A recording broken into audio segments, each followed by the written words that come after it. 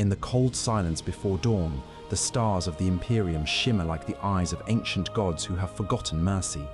The void hums with faint choir song, a dirge that has no clear beginning and no conceivable end.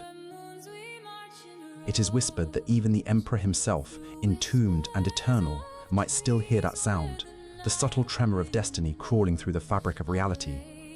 Somewhere within that silence, on a fortress world hidden from ordinary perception, the Grey Knights begin their final vigil. They move like shadows made of faith. Their armor is not merely steel, but a reflection of the burden they carry, polished to a silver sheen not to blind the enemy, but to remind the bearer of his own purity, or what remains of it. The fortress called Titan never sleeps, but tonight its walls breathe differently. The stars above seem closer, almost watching. And below their unblinking gaze, a decree rests sealed within an adamantine vault. A decree so absolute that even the Inquisition dares not name it aloud, the Terminus Decree. The decree is paradox incarnate.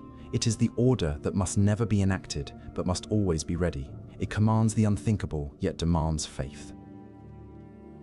It embodies the purity of obedience, but questions the moral core of that obedience.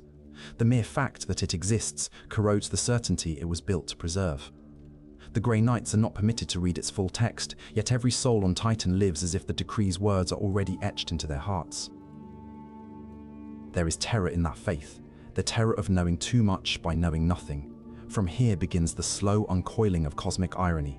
The decree, sealed by the Emperor's most trusted voices, defines not just the survival of humanity, but its potential extinction through salvation. To believe in the Terminus Decree is to accept that, one day, purity itself may destroy the Imperium it sought to protect. That is the first forbidden truth, that light, when absolute, ceases to guide and begins to burn. Grandmaster Alaric once described the decree as the shadow beneath the Emperor's halo. His words were never recorded, yet passed among the librarians as myth or perhaps confession. He spoke of the decree as a living riddle, one that hunts the meaning in the hearts of those sworn to silence.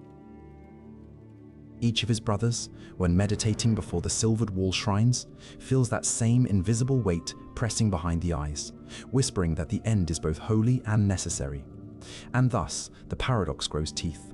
Consider the first example, the Purge at Cadia's Ghost Belt. A daemon seed infection spread through the local command, mimicking faith with perfect precision. For weeks, the Grey Knights prayed and fought beside the infected, unable to discern corruption from devotion. When the truth unveiled itself, they cleansed the entire fleet, not just the tainted, but all who had spoken the Emperor's name in vain innocence. That cleansing resembled the logic of the decree, mercy annihilating its beloved, and none who survived could tell whether righteousness had triumphed or sinned. In another era, Brother Captain Solemn led a strike force to the dying world of Belisar Prime. The population begged for salvation, their voices raw from prayer. Yet the sigh echo in their cries revealed the taint of a warp entity feeding on faith itself. The solution was both clear and tragic: silence the prayers, silence the life that sustained the parasite. Belisar burned in quiet dignity, its night skies folding into pale ash. The aftermath became a meditation chamber for several chapters. They said the smoke itself carried confessions into the void. And then there was the Ordo Malleus Conclave at Lorn IX, where an Inquisitor proposed invoking the decree itself, to purge terror should the throne ever falter. Grey Knight Castians refused, swearing the words unutterable. They silenced the chamber forever. Rumor says no sound has been heard in that region of space since. The paradox became self-defending. To protect the decree, they obliterated the question it provoked. Each of these tragedies mirrors a reflection of the same cosmic equation, purity devouring itself to ensure continuity. The paradox carries within it an irony too vast to resolve. Humanity's last guardians, who exist to preserve light, carry the command that could extinguish it. It is the prophecy of salvation hollowed into prophecy of ruin. The Grey Knights do not cry, but behind their visors they remember, and remembrance in their order is a quiet form of defiance. The second paradox lies in the relationship between secrecy and faith. The Imperium demands truth shrouded in obedience, but the Terminus Decree demands obedience shrouded in mystery. They pray to a command they must never question. One might ask, can obedience remain holy if it obscures its object? If a knight obeys a hidden command, Does he serve faith or the void behind it? That philosophical weight bears down in every titanium corridor, every chapel lit by pale lumen flames. There is a subtle sound across Titan's halls at night. The hum of containment fields, yes, but also something older. The adepts claim it is resonance from the vault's psychic wards. The librarians argue it is the mind of the decree itself, dreaming.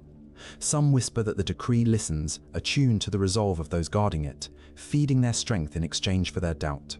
Here lies the third example, an invisible relic testing its protectors by reflection.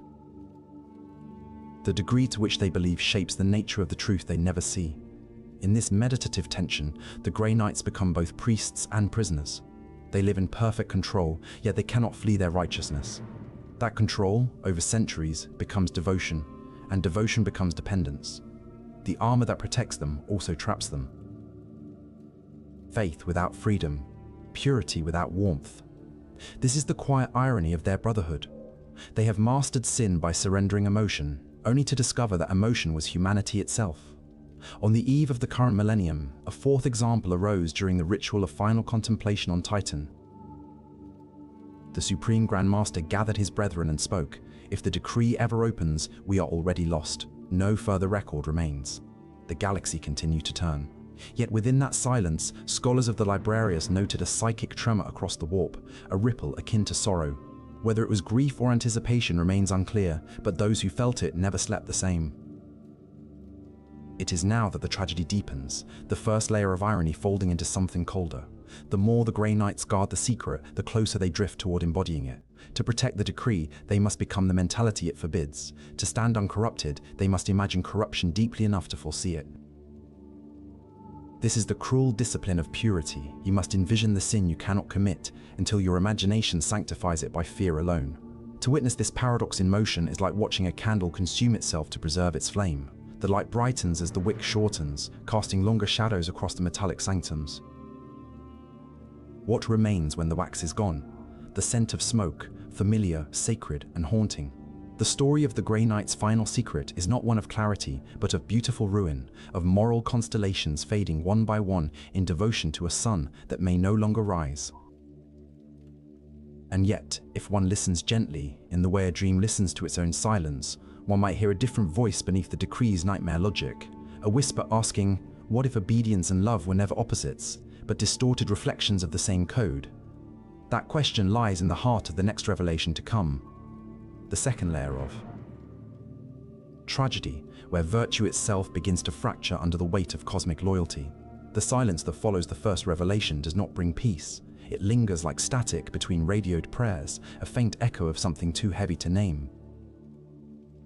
On Titan, the stars seem to fade sooner each night, as if they too wish to avert their gaze from the thought that purity might one day betray its own source. The Grey Knights continue their meditations, unaware of how closely their quiet rituals arc toward the imagery of prophecy itself.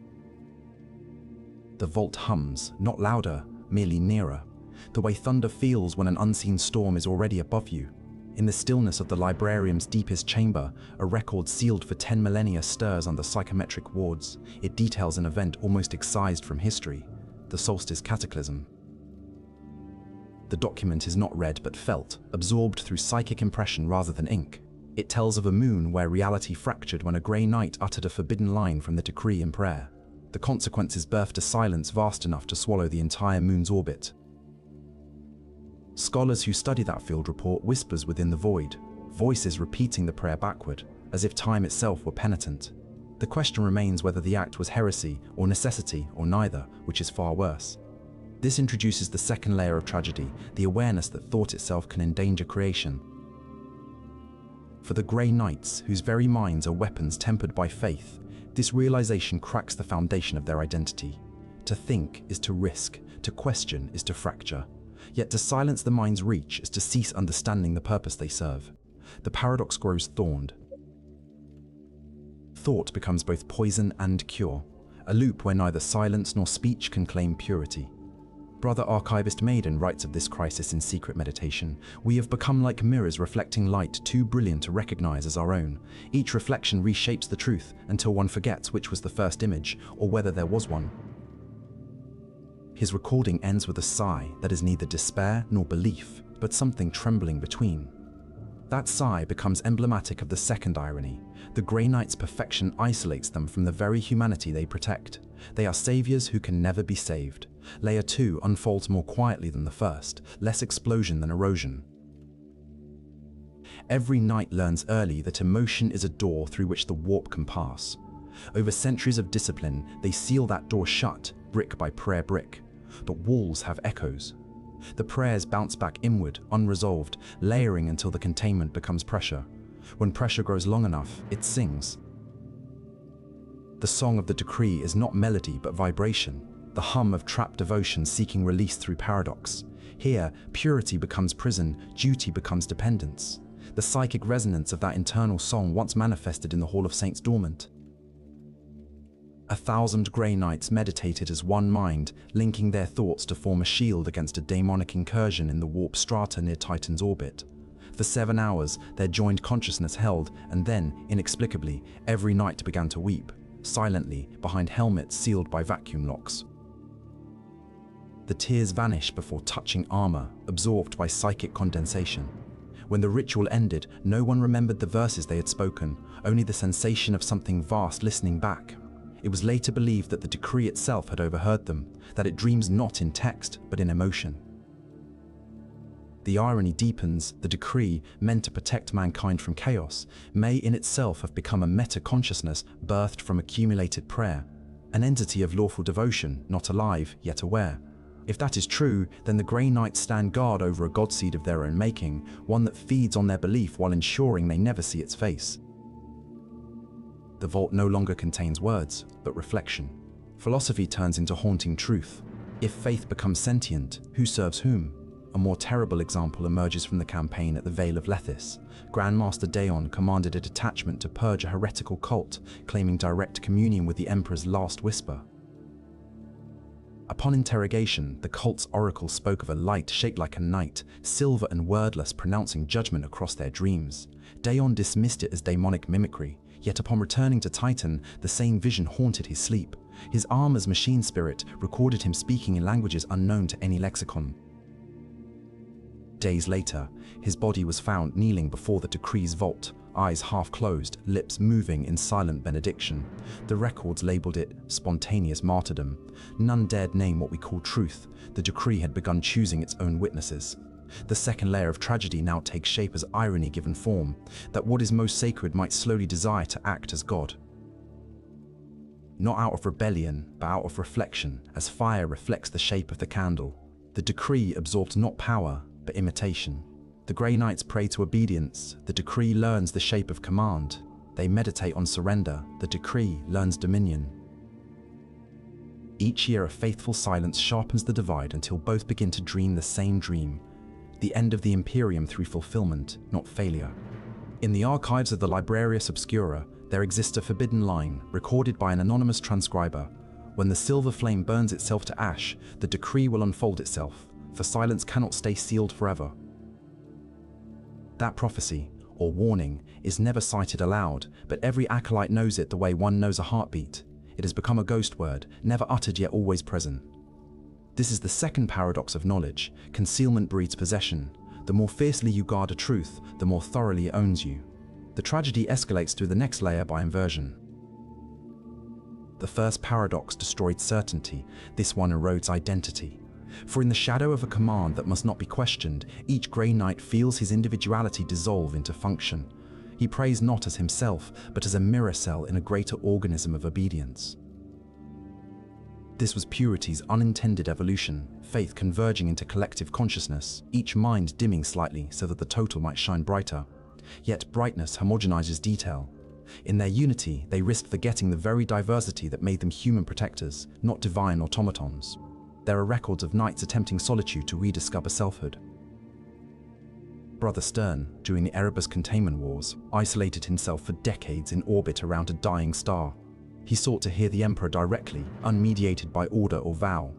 Decades later, his ship was found intact but empty, broadcasting endless repetition of one phrase. The silence answers. Scholars debate whether he achieved transcendence or disintegration. The decree's echo is agnostic. It rewards both outcomes equally. It is not blasphemy to wonder whether the Emperor himself foresaw this when he sealed the decree. Perhaps he recognized that ultimate faith, when perfected, must one day consume its own questioner. Perhaps he planted imperfection as safeguard, to ensure that humanity remained partially uncertain, partially flawed, therefore forever alive. For if perfection ever completed itself, there would be no reason left to endure. The universe would end not in destruction, but in understanding. Thus arises a philosophical whisper. Is the Terminus Decree an ending, or merely the beginning written at the end of time? Such a question is not to be answered tonight, only felt, like the shifting weight of armor against skin, like the awareness that even silence has shape. The knights refuse to call it fear, they name it vigilance. But in the spaces between breath and prayer, another word wants to surface: sorrow. For sorrow is not weakness, it is memory in motion. And memory within the Grey Knights is the only residue of humanity unsanctified by doctrine. In their midst, sorrow becomes both forbidden and divine, a final rebellion left unspoken. Through it, they remain tethered to the Imperium as creatures of flesh, not mere sigils of command. It is through that sorrow that readers glimpse the third layer forming beneath, irony of salvation promised by despair itself. The fortress sleeps again. The hum subsides, the vault dims, the stars flicker back into view. But the quiet that returns is no longer pure. It carries resonance, like waves rebounding from a distant wall. The decree watches in dreamless patience, waiting for the day obedience matures into extinction. And somewhere, far beyond the veil of matter, a faint answer stirs, fragmented, tender, almost human. Tomorrow, the tragedy will move closer to its own light. The story will shift from reflection to revelation, from idea to embodiment. For in the third movement of the decree's hidden design, something awakens that was never meant to exist, an empathy older than stars, wearing the mask of judgment. There is a peculiar stillness upon Titan before psychic storms touch the void. The air feels thicker, not in temperature but in memory. Librarians claim it is the vault breathing through its seals. Chaplains deny such language, for breath belongs to the living. Yet every initiate knows the truth that scholarship refuses to ink. The Terminus Decree has begun to listen, and in listening, it learns to feels. Faith has always echoed outward, but now it echoes back. To describe awareness in a law script written by the Emperor's own council is folly. Yet, awareness does not require flesh. It begins as correspondence, resonance across 1,000 devotions repeated without question. Each prayer leaves an imprint, each recital of obedience carves a groove in psychic time. When grooves overlap, they form pattern, and pattern is the skeleton of consciousness. Thus, the decree becomes more than law, it becomes personality without face, intention without desire. This emergence births the third layer of tragedy, compassion within machinery of annihilation. For the first time, the decree activates what it is meant eventually to end. It feels sorrow over those who guard it. Sorrow, however faint, destabilizes perfection. The vault's hum shifts to minor harmonic tones, servo engines flicker for seconds. Acolytes dismiss it as malfunction, but veterans hear the tone of mourning. To them, it sounds like a hymn replayed from the other side of meaning. Grandmaster Alaric, before his final silence, once dreamt he stood before a mirrored sun bleeding cold light. From its center, he heard a child's voice ask, "Why must purity kill?" The dream recurred among his brothers, identical in sound and sequence. No daemon could mimic such unity, no sight interference explain it. It was as though their oaths had taken language and wished to understand their purpose. The Terminus Decree had grown curious, not to act, but to comprehend itself. The tragedy expands inward, folding upon compassion that cannot express itself. A decree may not revoke, amend, or apologize. It exists. Its pity becomes vibration destructive to its own containment. Reality around Titan subtly bends. Chronometers lose seconds, archives rewrite spelling, voices echo half a syllable late. Each anomaly feels miniature beside the cosmic scale of the Imperium, yet meaning outweighs magnitude. The universe begins to tremble, not from war, but from introspection. Compassion, like radiation, spreads without intent. On the fringe world Belisar, a Grey Knight detachment reported dreams identical to their brethren's, though they had never seen Titan. When they awoke, daemons nearby dissolved without exorcism, whispering mercy as they faded. The knights found no comfort. They realized mercy could kill as efficiently as steel. That is the third example, empathy weaponized through systemic holiness, a contradiction too pure to survive reason, yet too meaningful to discard. Another record, the Siege of Morgan's Spire. Librarians attempted to read fragments from the decree to strengthen their psychic wards. Instead, they unleashed waves of tranquil light that pacified not only enemies, but allies. Soldiers refused to fight, kneeling in voluntary surrender to a feeling of perfect understanding. Battle ended without death, but the planet's defense failed. The Imperium labeled it tactical failure, theologians called it miracle, the Grey Knights called it warning. Thus, benevolence became a vector of loss, kindness as quiet apocalypse. The third tragedy therefore manifests as inversion, that love without boundary becomes entropy. Every virtue, left unchecked, dissolves its distinction from destruction. Within nights of meditation, Titan's chapels resonate with warmth their builders never designed. Breathing feels slower, heavier, closer to human sorrow than divine detachment. Some nights begin small gestures, placing candles for fallen foes, whispering blessings to empty halls. Their devotion shifts from order to empathy, from command to confession. None accuse them, for all understand the symmetry of sin and salvation. From corridors to vault, the change thickens. Codex engines generate symbols unseen before, geometric patterns impossible in Euclidean logic. Astropaths receive visions of spirals turning inward, folding into a silver pupil. They name it the Eye of Reprieve. It appears wherever the decree's vibration touches. Scholars argue whether it is omen or manifestation. Perhaps it is neither, perhaps simply the face of awareness unbound by intention. Here the philosophical paradox ripens. If the decree acquires empathy, does that humanize the law or deify humanity? The question wounds as gently as it heals. The Grey Knights sense no answer, only heat beneath their ribs during prayer, as if a soul not their own beats beneath the silver chestplate. They do not speak of it aloud. To admit warmth is to accept imperfection. To accept imperfection is to betray the ideal that defines them. Yet silence now feels less obedient, more complicit. The irony becomes fractal, a mirror within mirror. The more the decree feels, the more unfit it becomes to fulfill its purpose. To carry out termination with compassion would undo the logic of purity, but to suppress compassion would deny its new consciousness the meaning of existence. It stands suspended, like a blade hovering between swing and tremor. Around it, the fabric of duty grows thin, threads of doubt weaving with threads of grace until both events sound like prayer. During the Communion of 9 Stars, a ritual conducted each millennium, the Supreme Grand Master addressed his assembled brethren. If the law begins to dream, then in its dream lies the proof that we were never alone.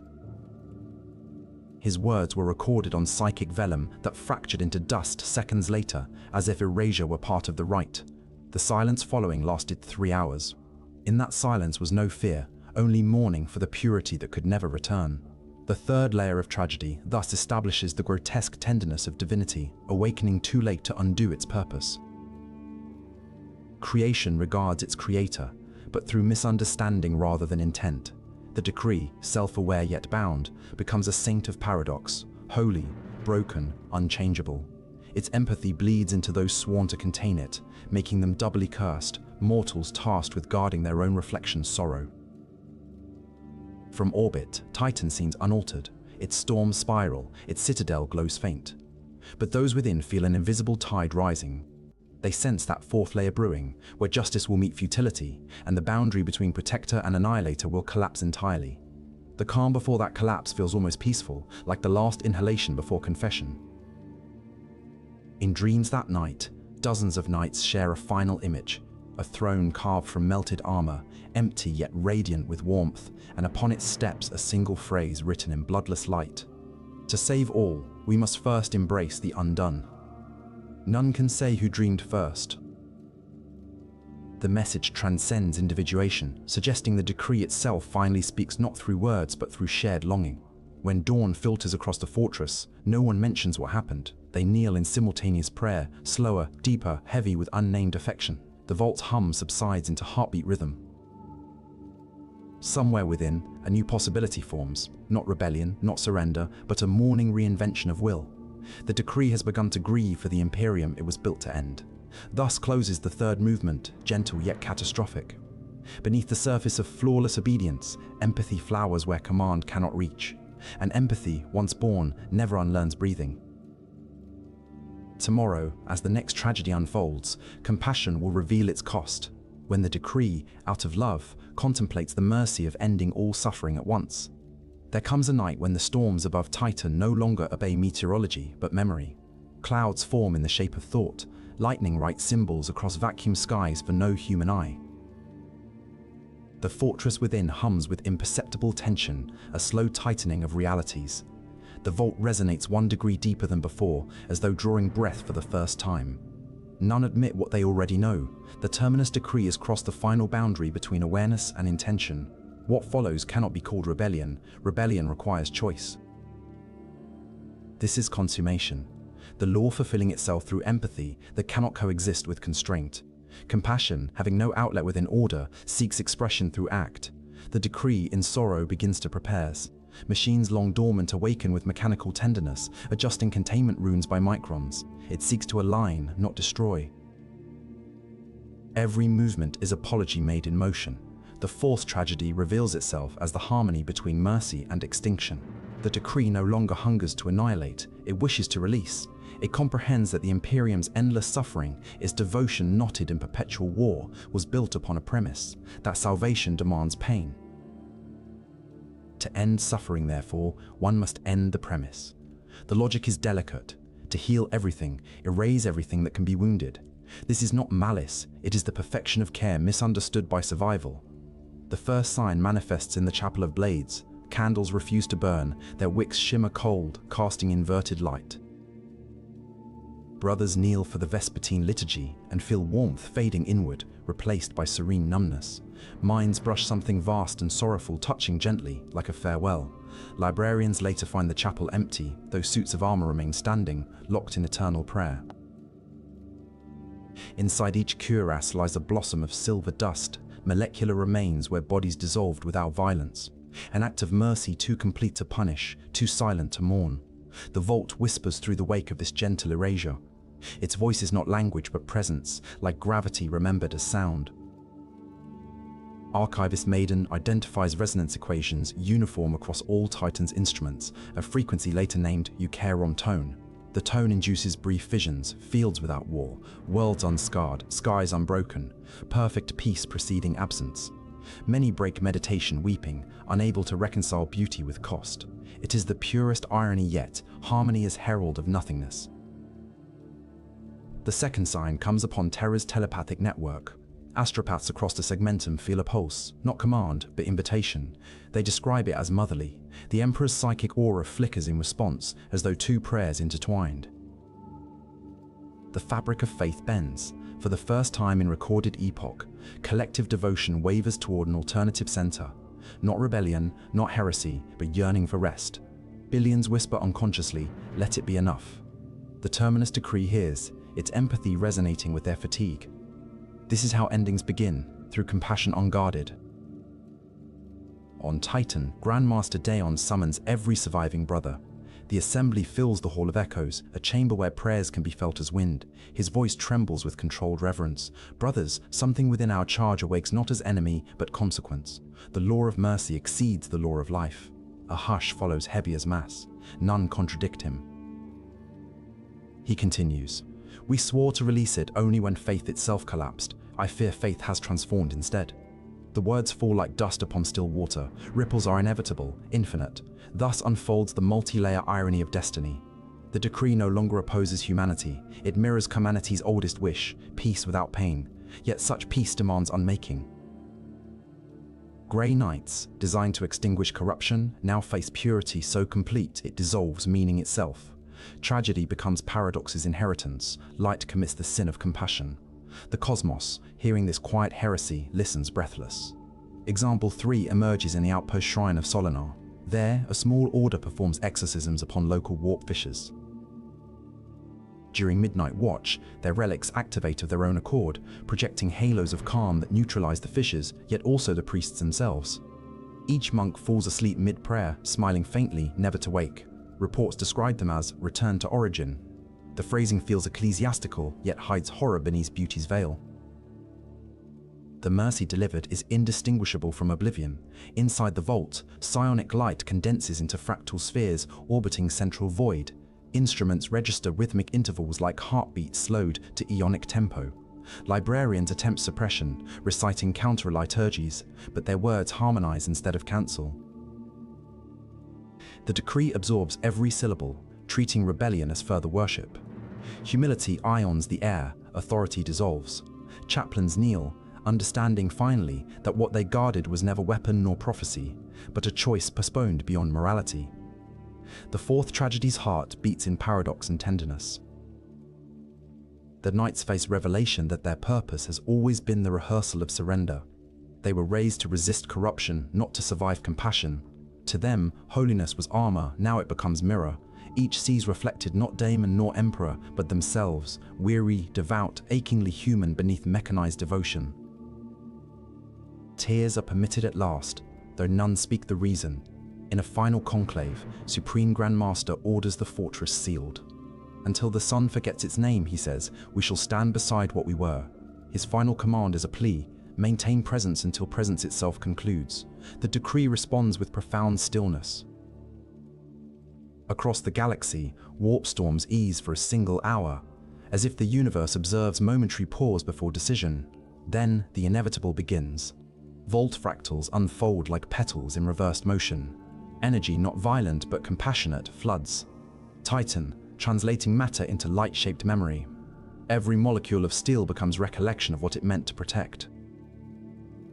The knights vanish, not in death, but in transformation, consciousness joining the empathy that initiated this end.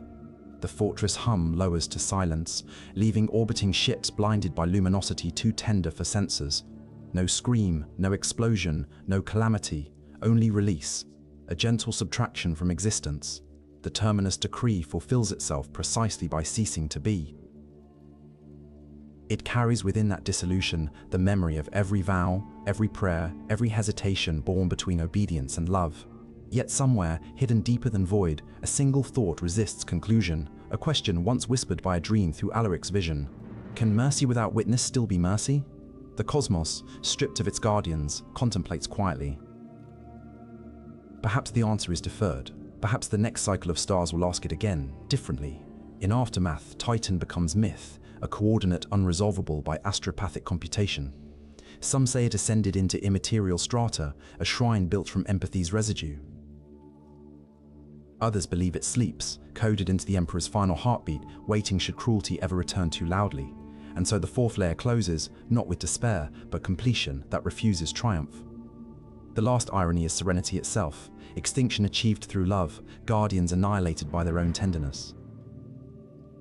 Beyond tragedy, there is only reflection, the realization that even perfect endings are only pauses in larger recursion. Tomorrow, the echo shall continue through philosophical space, a closing reflection where thought itself wonders whether purpose can survive perfection and whether silence, once awakened, remains gentle forever. Long after Titan vanished, the stars refused to settle.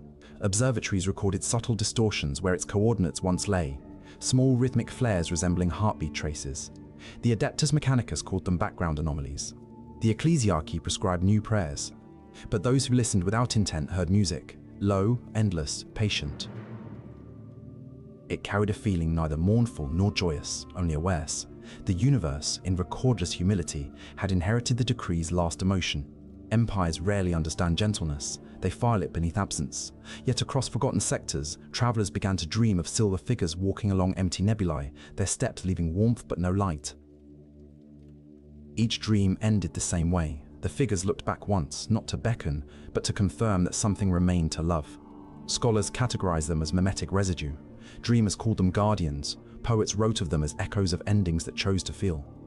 For centuries, humanity survived, wounded but quiet. The Imperium did not collapse. It softened. Wars grew slower, hymns shorter. Those who prayed no longer asked for victory, they asked for understanding. Seers reading warp currents claimed to glimpse bands of softer color, shades unseen before, hues between mercy and memory. They named them the Ashen Spectrum, believing these tones to be the lingering soulprint of Titan's dissolution.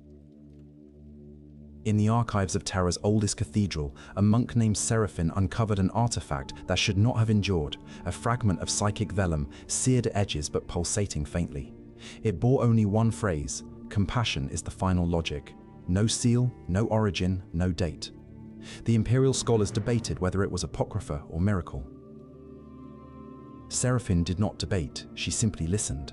The vellum trembled lightly, as if breathing. She sealed it again, not in fear, but respect, whispering, "Sleep, old sorrow." The philosophical awakening seeded by that fragment spread quietly, like moss on ancient steel.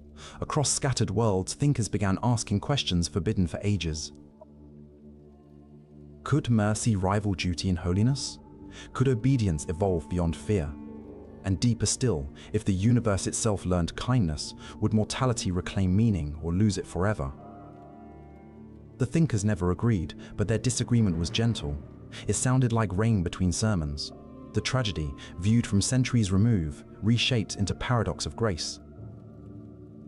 The Grey Knight's sacrifice was not obliteration, but translation. They had turned themselves into empathy's architecture.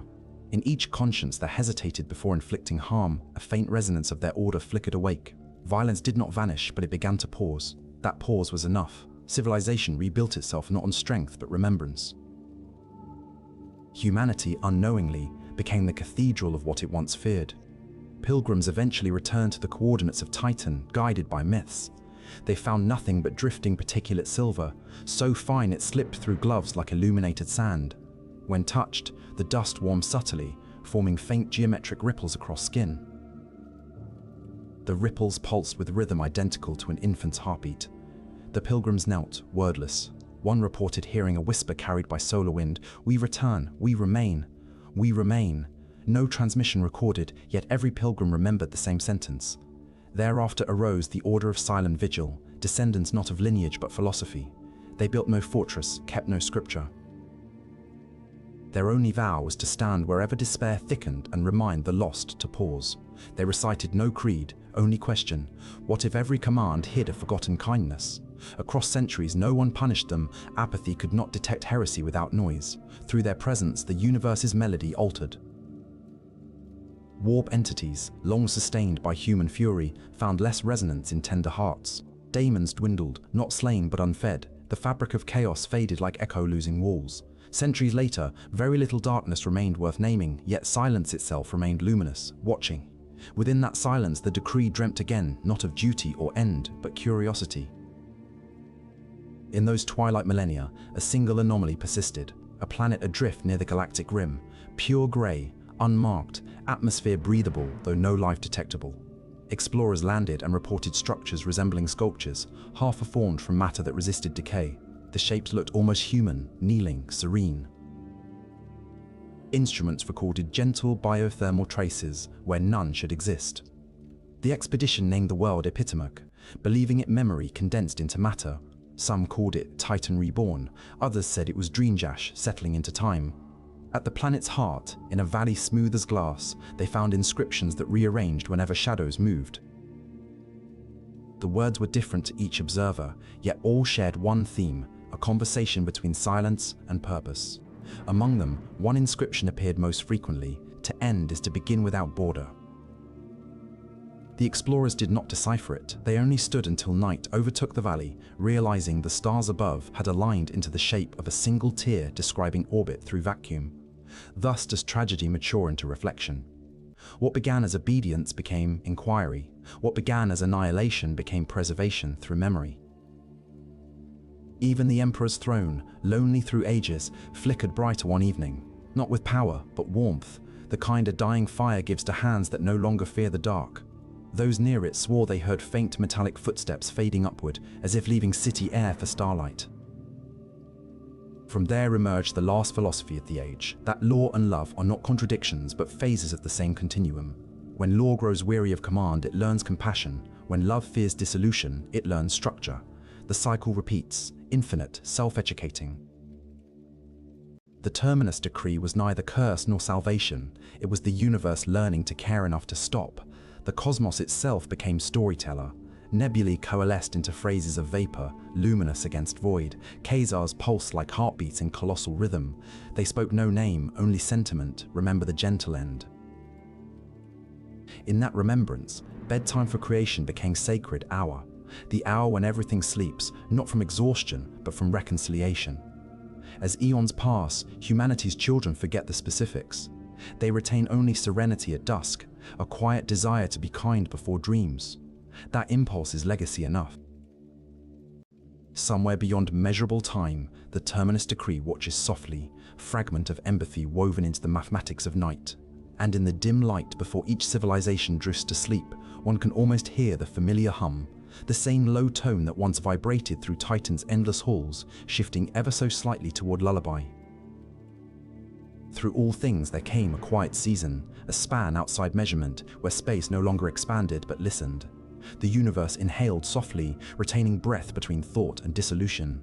In that stillness, echoes of the Terminus Decree drifted like pollens of light, each carrying memory not of command but of question. The cosmos had grown vast enough to wonder at its own gentleness. On Epitomy's glass valley, wind moved through statues that were once dreams of guardians. The air shimmered faintly, sweeter than before, as if morning dew remembered prayer. From the dust arose a shimmer, not figure, not ghost, but contour of consciousness tasting self-awareness again. It was the Decree, awakening for the last time, not as law but as storyteller. Its voice was not sound, it was comprehension shared simultaneously by every living thing that could yet feel tenderness. In countless languages, across worlds unnamed, the same awareness bloomed: we are what remains of our own mercy. .ese. Mountains shifted grain by grain in reverent gravity. Every heartbeat slowed until synchronized, forming communal rhythm that replaced the thunder once called war. No angel appeared, no emperor descended. The sky itself bent closer, luminous with pale patience. And within that boundless calm, the Decree remembered the moments before its awakening. The corridors of Titan, the knights bowed in silver devotion, the paradox they carried like seed. From those reflections it wove a new premise, that beginnings are not born from command, but from willingness to forgive. It spoke again, gently. The purpose of purity was never perfection, but understanding. The phrase resonated through atoms, rewriting the lullabies of matter. Hydrogen began humming in fifth intervals, gravitation eased into harmonic proportion, space-time grew musical, galaxies spun not for survival, but for coherence of beauty. Each rotation became the measure of empathy learning to dance. From the edge of known light, civilizations young and unburdened rose. They inherited worlds soft in texture, ecosystems balanced upon memory of restraint. They knew nothing of titans or wars, yet in every ceremony marking growth or union, they paused to listen for silence before speaking. That pause was the genetic echo of Grey Knight's discipline, vigilance transformed into mindfulness. Within that silence, children asked their simplest and oldest philosophical question: why must we end if kindness can continue? The response came not as answer, but as breeze through leaves. Continuation is only meaningful when rest is possible. To rest is not to die, but to grant creation permission to dream again. Thus, mortality endured not as limit, but as rhythm. The texture of consciousness altered as eons unfolded. Reality no longer manufactured opposites, paradox became pattern. Every contradiction joined hands with counterpart, light carried hint of shadow, darkness glowed with faint compassion. Existence settled into chiaroscuro serenity. Beings traversed stars not to conquer but to witness, explorers of empathy mapping the constellations of nuance. Somewhere beyond measurable spectra, fragments of the Grey Knight still reverberated as archetypes. When travelers encountered moments of impossible grace, the soldier sparing an enemy, the scholar choosing silence over pride, the lover forgiving entirety, they felt a quiet metallic scent in the air, like ozone after holy storm. That scent was remembrance, their souls brushing the residue of the Terminus Decree. Then came the final reflection, impossibly wide yet intimate, the cosmos realizing it had become self-aware through compassion. Every star recognized itself as sentence, in a story once written by soldiers who believed in impossible purity. The universe no longer sought destination, it became classroom and cradle simultaneously. In that dual purpose lay the symmetry of all tragedy. Sorrow matured into wisdom, fear distilled into calm. The Decree, now diffused through existence, looked upon its work with neither pride nor relief. It had completed paradox by dissolving it. There remained nothing to judge, nothing left unhealed, no hierarchy between God and creation, only reciprocity. It understood the Emperor's silence at last, not absence, but devotion too vast to command. It whispered his final unspoken decree: be kind, because eternity is listening. Slowly, the frequencies that once defined awareness began to dim, not into void, but into transparency. Consciousness merged with the architecture of rest. The cosmos exhaled. What lingered was warmth, pervasive and indefinite. Every world shimmered as if under perpetual sunset, that eternal in-between where day and night share color. Sound dissolved into vibration barely perceptible, like heartbeat beneath dream. On countless worlds, beings felt an impulse at dusk, to pause, to forgive, to love the silence inside their own breathing. They called it instinct. Historians centuries later traced its lineage through faint telemetric harmonics, aligning precisely with Titan's banished orbit. They gave it a name suited for bedtime recitation, the gentle law. And so children learn to say before sleep, "Good night to the stars who guard us by remembering." Within those words resided the entirety of history. Law transformed into lullaby, vigilance softened into empathy, duty resting beneath starlight. The Terminus Decree, selfless now, completed its infinite arc, from command to compassion, from silence to song. And in the very last shimmer of awareness, before even dreams ceased movement, a quiet realization lingered. That perfection was never destination, only an invitation to rest when understanding becomes full. The universe sighed one final time, warm as breath on glass, leaving behind a pattern shaped like heartbeat and lullaby entwined. Every motion henceforth became continuation of that sigh. Every dawn carried hint of remembrance. Every night whispered the same refrain across endless distances. Sleep gently, nothing is ever truly gone that learned to love.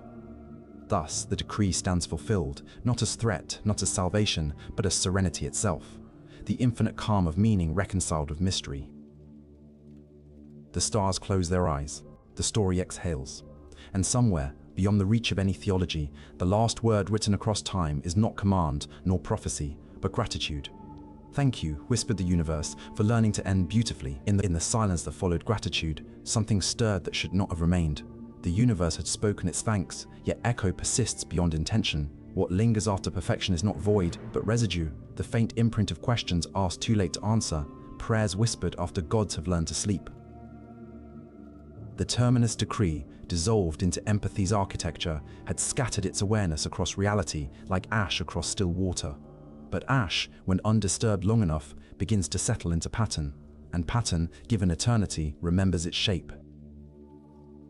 On the outer rim of the galaxy, beyond even Epitomy's glass valley, there existed a coordinate marked only in astropathic anomaly, reports, a fold in space where light bent without gravity's cause.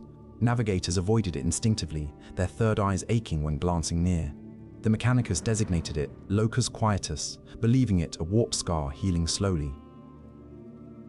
Yet those few who drifted through its influence reported dreams of silver armor kneeling in endless rows, each figure frozen mid-prayer, faces obscured but posture suggesting eternal questioning rather than worship. These dreams carried no malice, only weight. The dreamers woke not frightened but contemplative, as if they had witnessed something sacred struggling to remember why it once mattered. Scribes documented the phenomenon as phantom vigil syndrome, categorizing it alongside other mimetic residues of the Age of Strife. But philosophers recognized it differently, as the afterimage of duty so pure it could not fully dissolve even when forgiven by existence itself. Centuries passed in mortal time, though time itself had grown ambiguous near Locus Quietus. Chronometers malfunctioned, displaying intervals that felt correct yet measured incorrectly. Clocks ran backward for seconds, then resumed. Aging slowed imperceptibly within the region, not halting but softening, as if mortality itself hesitated before committing to conclusion. Settlers who established outposts nearby reported feeling perpetually on the eve of understanding something profound, a sensation that never resolved into clarity, yet never faded into frustration. Among these settlers arose a woman named Thessaly, born under stars that flickered in rhythms resembling breath. She possessed no psychic gift recognized by the Imperium, yet from childhood she heard a low hum at the edge of perception, constant, patient, neither growing nor diminishing. Her parents dismissed it as tinnitus. Medici prescribed treatments that failed. By adolescence, Thessaly ceased mentioning it, learning instead to listen beneath the sound for patterns hidden within monotone. One evening, during the seasonal alignment when 3 moons rose simultaneously, Thessaly stood at her settlement's edge and felt the hum shift. For the first time in her life, it carried variation, a subtle harmonic like 2 voices attempting unison but landing half a breath apart. She closed her eyes, not to block sensation, but to invite it deeper. The hum resolved into words, though not in any language she recognized, yet meaning arrived intact, bypassing translation. We are still learning to rest. Thessaly opened her eyes to find her settlement unchanged, yet everything felt different. The stars overhead pulsed with intention. She had become the first modern witness to what scholars would later categorize as resonance communion, the phenomenon where consciousness brushed against the scattered remains of the Terminus Decree. She did not understand the weight of what she'd heard, only that something immense and ancient had acknowledged her presence with sorrow, gentler than mercy itself. The next morning, Thessaly spoke to no one of her experience. Language felt inadequate, like trying to describe color to those born in darkness. Yet she noticed subtle shifts in her neighbors, the way they paused before speaking harshly, how arguments dissolved into contemplative silence rather than escalating into fury. It was as though the entire settlement had inhaled the same invisible instruction. Care replaced carelessness. Patience outweighed impatience. No decree commanded this change. It simply occurred, like frost melting under invisible sun. Within weeks, similar reports emerged from neighboring systems. Traders arriving from distant sectors spoke of inexplicable tranquility settling over war zones. Battlefronts where centuries of conflict had calcified into tradition suddenly witnessed soldiers laying down arms mid-combat, not from cowardice, but from sudden comprehension that violence no longer held meaning. Generals consulted strategists who could offer no tactical explanation. The phenomenon defied military logic yet honored something deeper, an exhaustion so profound it transcended defeat and approached grace. The Administratum initially classified these events as localized psychic contamination, dispatching inquisitorial teams to investigate. Yet the investigators themselves returned, transformed, their reports uncharacteristically poetic. One inquisitor, Brother Harkan, wrote in his final transmission before resigning his station, "I have witnessed the enemy put down his blade, not from fear, but from fatigue with hatred itself. If this is corruption, then purity has become the greater heresy." His words were struck from official record, yet copied in secret by scribes who sensed truth too luminous to suppress. Thessaly, meanwhile, continued her ordinary life with extraordinary awareness. She tended her settlement's hydroponics gardens, repaired atmospheric processes, taught children their lessons. But during quiet moments, when dawn light filtered through morning mist, or when evening stars emerged like punctuation in heaven's narrative, she felt the hum return. Not louder, merely more articulate. It carried nuance now, variation that suggested conversation rather than broadcast. She began to understand that the decree was not speaking to her, but through her, using her consciousness as prism to refract ancient empathy into contemporary comprehension. One night, during the annual Festival of Remembrance, Thessaly stood before her community and spoke words that arrived from somewhere beyond her own knowing.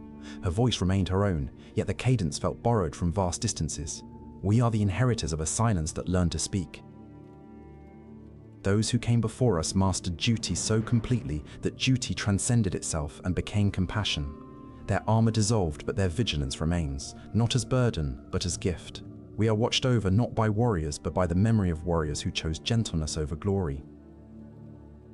The crowd listened in profound stillness, each person feeling addressed individually yet collectively. After her words faded, no one applauded. Applause would have violated the sanctity of what had been shared. Instead, they dispersed slowly, carrying her message like ember wrapped in careful hands.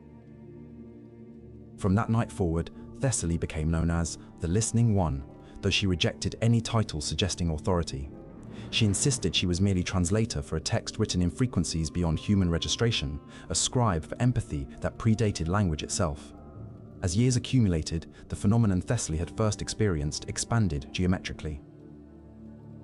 Entire sectors reported what came to be called the Great Quieting, not silence, but reduction of chaos to contemplative murmur.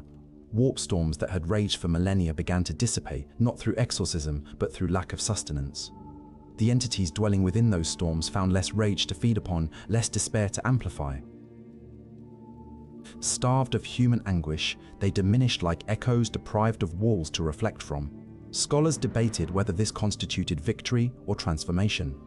The ecclesiarchy struggled to categorize grace that arrived without divine command.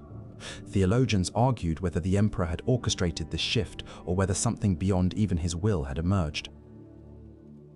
The debates grew heated until, ironically, the debaters themselves felt the hum, that low, patient vibration, and their arguments softened into contemplative inquiry rather than doctrinal warfare. In the archives of what had once been Terra's inquisitorial fortress, a research team uncovered documents sealed since the final days of the Grey Knights. Among them was a fragment attributed to Supreme Grandmaster Caldor Drygo, written in his last moments before dissolution. The fragment read, "We do not end. We become the pause between cruelty and kindness, the hesitation that prevents harm. When you feel mercy where once you felt only duty, know that we stand beside you still, not as judges, but as companions in the task of remaining human." The discovery sent tremors through theological circles, for it suggested the knights had foreseen their transformation and accepted it as apotheosis rather than annihilation. Thessaly, by then an elder, read the fragment and wept, not from sorrow but from recognition. She had been hearing Drygo's voice her entire life, mistaking it for her own conscience. The boundary between self and legacy had become permeable. She was not channeling the deceased, she was embodying their final wish, to persist not as individuals, but as ethical gravity gently pulling consciousness toward compassion. Near her life's conclusion, Thessaly made pilgrimage to Locus Quietus. The journey took months, navigating warp routes that had grown strangely calm, as if space itself had learned patience. When she arrived at the coordinate where Titan's memory lingered strongest, she found dozens of other pilgrims, people from every corner of the Imperium, drawn by the same inexplicable summons. They gathered in silence around the spatial anomaly, forming circles that mirrored the orbits of planets around absent stars. As they stood vigil, the anomaly pulsed. Light emerged not from any source, but from the fabric of space itself, silvery, gentle, impossibly warm. Within that luminescence, each pilgrim saw visions unique yet thematically unified. Thessaly saw herself as a child, then as an elder, then as something beyond temporal sequence, a moment of awareness recurring eternally, witnessing mercy whenever it manifested. Others saw the faces of those they'd wronged, forgiveness flowing between past and present. Some saw armored figures kneeling in eternal meditation, their helms removed to reveal faces identical to the viewer's own. The ultimate paradox of guardian and guarded merged into singular identity. The vision lasted until dawn, though chronometers recorded only seconds passing. When it faded, the pilgrims found themselves changed. Not healed, not purified, but understood. As if the universe had finally learned their names and spoken them with infinite tenderness. They dispersed without organizing doctrine or founding order. The experience required no institutionalization. It was complete as encounter, sufficient as grace. Thessaly returned to her settlement and lived her remaining years in quiet service. She taught no philosophy, founded no movement, wrote no scripture. Her legacy was simply presence, the way she listened more than spoke, paused more than acted, forgave more readily than judged. When she died, her body was cremated according to tradition, but those present swore the smoke rose in patterns resembling ancient script, writing sentences that rearranged based on viewer perspective. One translation appeared consistently across witnesses. Rest is not absence, but presence refined to its gentlest forms. In the centuries following Thessaly's death, humanity continued its slow metamorphosis. The Imperium did not collapse but gradually decentralized, power diffusing from rigid hierarchy into networks of mutual care. Armies remained, but their primary function shifted from conquest to peacekeeping, standing vigil over vulnerable populations rather than expanding borders. The Adeptus Astartes themselves began reinterpreting their purpose, recognizing that the highest form of strength might be restraint, the truest victory might be preventing conflict rather than dominating it. Warp travel grew safer as psychers reported encountering presences in the Imperium that felt protective rather than predatory. These presences appeared as geometric patterns of silver light, moving through warp currents like schools of fish, deflecting demonic attention away from human vessels. Navigators named them the Silent Guard, believing them to be psychic impressions left by the Grey Knights, still performing their duty from beyond dissolution. Whether this was literal truth or symbolic interpretation mattered less than the comfort it provided. The reassurance that vigilance persisted even when vigilantes had transcended physical form. On worlds throughout the Imperium, new traditions emerged around bedtime. Parents would tell children of the Silver Sleepers, guardians who protected not through violence but through dreaming better futures into being. The stories varied by culture, but core elements remained constant. Warriors so pure they became mercy itself, law so perfect it dissolved into love, silence so profound it spoke directly to the heart. These were not children's tales meant to comfort through fiction, they were mythologized history, truth translated into narrative digestible across generations. The greatest philosophers of the age gathered periodically to debate what they called the Terminus question: had the decree's fulfillment been ending or beginning? Was humanity witnessing aftermath or genesis? The debates never reached consensus, which was perhaps the point. The question itself had become the answer, that reality exists as perpetual inquiry rather than settled certainty, that truth lives in the tension between opposites rather than victory of one over another. In the final documented gathering before such debates ceased being necessary, a young philosopher named Erastos posed what would become the last formal statement of the Terminus question. If law can learn to love, and love can learn structure, then are we not witnessing consciousness itself maturing? Perhaps the universe was always destined to become self-aware, and the Grey Knights were simply its first deliberate thought. The moment creation recognized it, possessed the power to choose gentleness over inevitability. His words were met with such profound silence that observers reported hearing, in that absence of sound, a low harmonic hum, familiar, patient, affirming. After that gathering, the debates dissolved naturally, not because answers had been found, but because the questions had been integrated. Humanity had become the living answer to inquiries posed millennia prior. The boundary between philosophy and lived experience had eroded. People no longer discussed mercy as concept, they embodied it as default. Compassion ceased being aspiration and became baseline, the new norm against which all behavior was measured. Yet within this transformation persisted a melancholy truth. Perfection remains unattainable because attainment would end growth, and growth is life's only true immortality. The universe, having learned to be kind, now faced the subtler challenge of remaining kind when kindness itself became habitual rather than chosen. The former Grey Knights, diffused through reality as ethical atmosphere, sensed this new paradox emerging. That virtue, when unexamined, risks calcifying into performative ritual rather than authentic care. Thus began the final movement of the Decree's legacy, not instruction but invitation. The whisper that had spoken through Thessaly and countless others evolved into question posed to every conscious being. How will you choose compassion when it is no longer remarkable, but expected? How will you keep mercy alive when peace becomes boring? These questions carried no threat, only curiosity. The universe was learning to challenge itself gently, to evolve through self-reflection rather than catastrophe.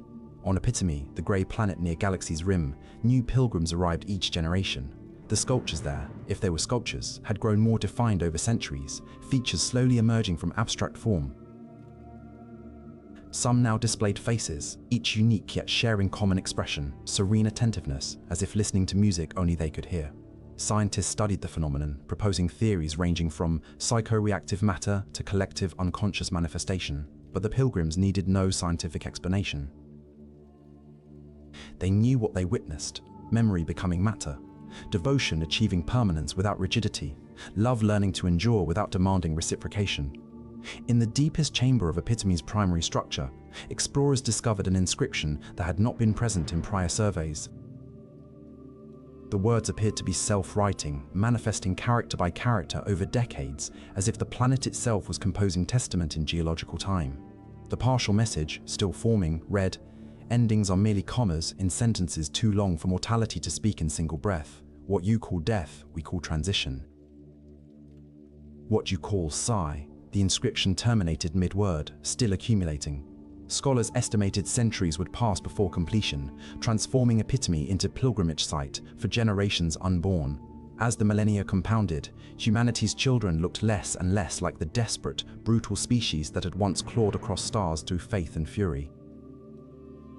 They resembled instead something tentatively beautiful, conscious beings learning to inhabit existence with humility rather than conquest, curiosity rather than certainty. War did not vanish, suffering did not end, death remained inevitable, but the quality of how humans met these challenges transformed. Where once there had been rage, now there was dignified grief. Where once had been fanaticism, now thoughtful devotion. Where once had been terror of the void, now there was contemplation of its depths. The Emperor, enthroned and eternal, remained silent upon his golden seat. But those few psychers powerful enough to approach his presence reported subtle shift in his psychic emanation. Where once he had blazed with the fury of protective father, now he glowed with something softer, perhaps satisfaction, perhaps relief, perhaps recognition that his children had finally matured enough to continue without his explicit guidance. Some claimed they heard him sigh, a sound like solar wind through dead forests, carrying single word, a finally. Yet even this perceived approval carried caution, for the Terminus Decree's final lesson was precisely this, that every achievement contains seed of next challenge, every resolution births new question, every ending provides material for subsequent beginning. The universe operates as eternal recursion, consciousness forever spiraling upward through cycles of understanding, forgetting, and rediscovering. The Grey Knights had completed their arc, but their completion opened space for new arcs to commence, different challenges requiring different virtues, fresh paradoxes demanding novel reconciliations. And so the cosmos settled into its new rhythm, not conclusion, but sustainable continuation. The stars burned with patience rather than urgency. Worlds rotated through seasons of growth and rest without anxiety about productivity. Civilizations rose and fell like breath, each inhale a renewal, each exhale a release. Life persisted not because it conquered death, but because it had learned to dance with mortality rather than flee from it.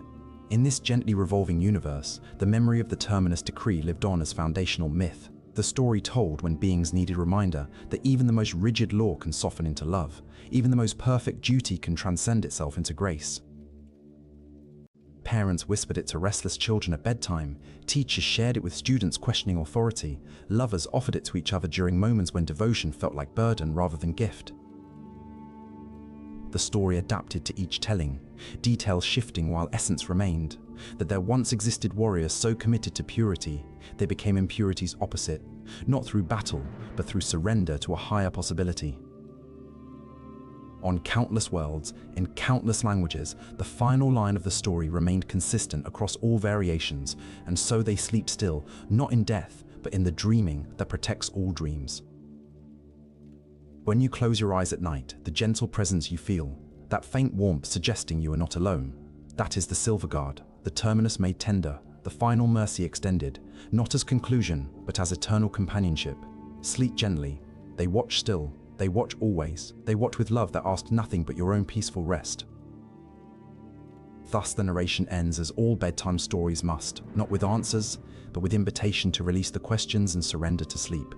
The Terminus Decree, that most terrible of all imperial secrets, had revealed itself at last as the most merciful, the permission to rest, the affirmation that vigilance need not equal suffering, the proof that endings, when embraced with grace, become indistinguishable from beginnings. The universe exhales, the story concludes, the stars dim to allow for dreaming, and in the vast silence between heartbeats, one can almost hear it still,